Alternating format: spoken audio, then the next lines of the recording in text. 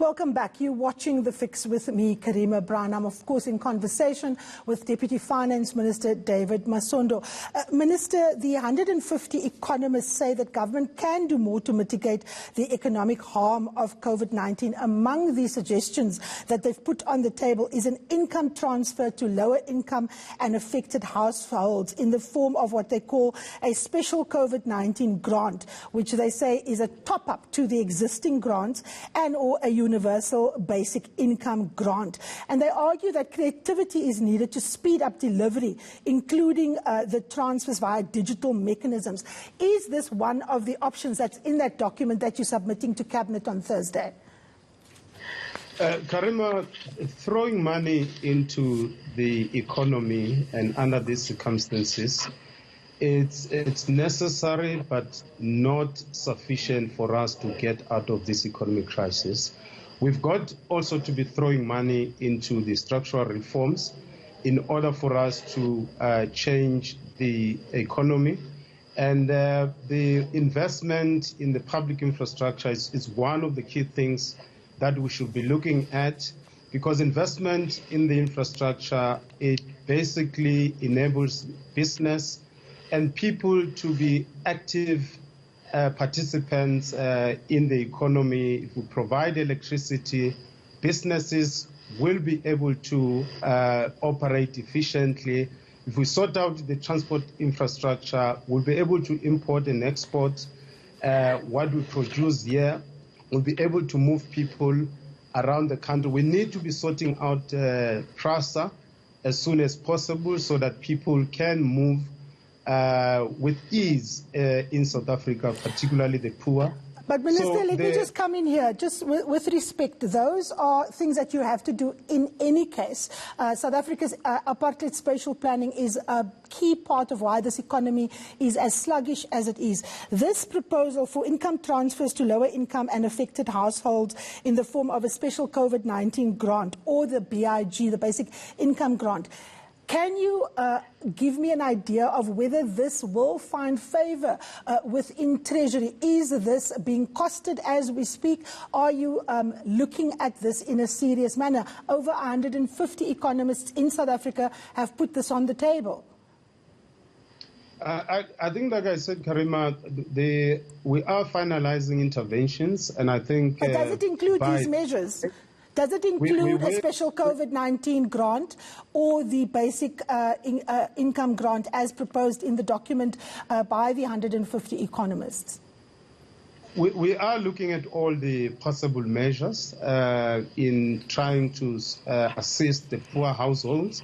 So that, I don't think that it should, it is part of the conversations that we are having. As to whether we'll eventually adopt it, it's something that we need to wait. Now, the other measure that people are talking about is ensuring food security. Now, of course, this is a very big issue. We've already got food hunger. In places like America, we've seen enormous amounts of people going to food banks.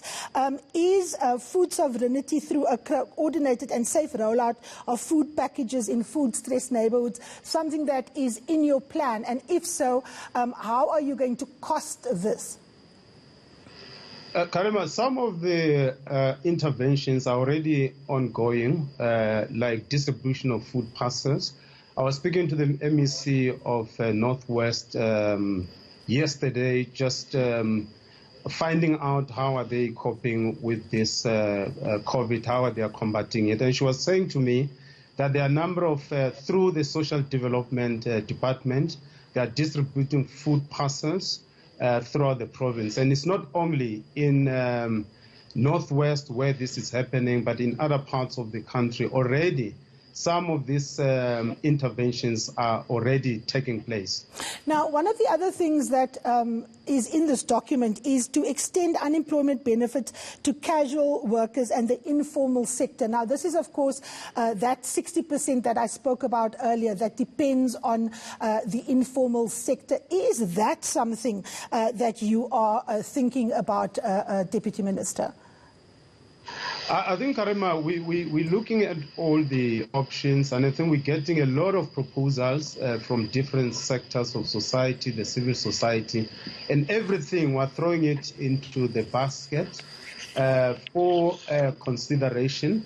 And that document that will also produce, which will look at what do we do post-stabilization of the COVID-19.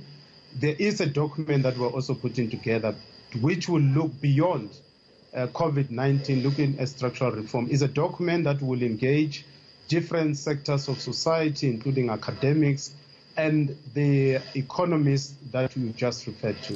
Now, Deputy Minister, just take us through who prepared this document, because the last time when the economic blueprint was developed, the Finance Minister, Tito Mboweni, got a lot of flack for the process that he engaged in. Many people felt that they didn't have an adequate, say in the formulation, and that the document was presented as a kind of de facto document. So take us through this process that you envisaging with this document that is being presented to Cabinet on Thursday.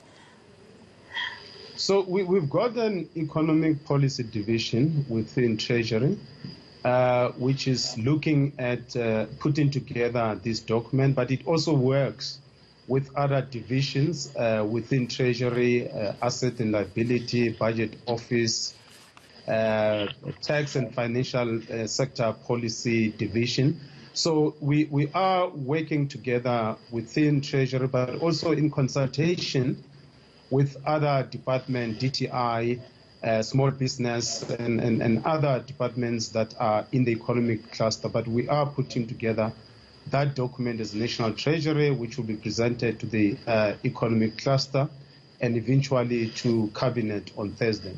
So when you say Treasury is putting this document, let me just clarify. So, for example, Minister Mbalula had to relax regulations this week from 50% to 70% of full loads in taxis. Many people felt that that was quite a risky thing to do, given the fact that one can't really practice social distance. And we know, for example, he's talking about, regulating the transport and the taxi business going forward.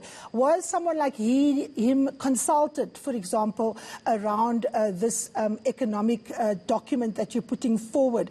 Because, as I said the last time, quite a few ministers felt that they weren't adequately consulted and that it was a de facto position of Treasury.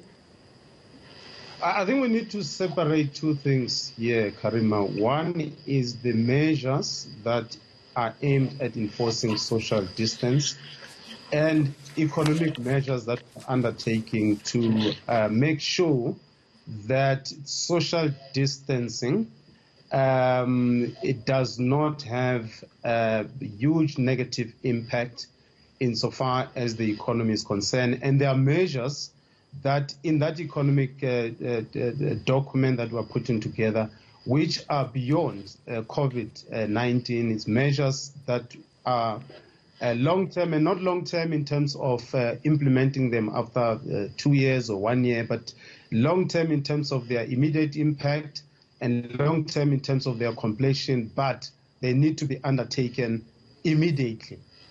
Now, Deputy Minister, one of the criticisms that have come to you is that the economic crisis is unprecedented, that rigid adherence to macroeconomic fundamentals as we understand it is not what is required now. What is required now is bold thinking, out-of-the-box thinking, particularly when it comes to alleviating the burden of workers and people in the informal sectors as well as businesses. Over and above what you are doing, what policy changes are on the horizon? For example, policy change in terms of social grants. Are you considering that BIG as a policy departure from what we have now? I think we fully agree that we are in uncharted territories, and therefore we really need to think boldly on a whole range of economic intervention that we need to undertake. But we must not forget that this thing that we should have done as soon as yesterday, and that's part of the reason that we are downgraded today, issues around structural reform, just the allocation of the spectrum, sorting out ESCOM and sorting out the transportation. These are the things that, as we think about bold ideas, big ideas, I think we also need to do basic things that we should have done as government as soon as yesterday. All right, Deputy Minister, we will leave it there. Thank you so very much. After the break, we probe the role of the new development bank as countries battle the COVID pandemic. Stay with us.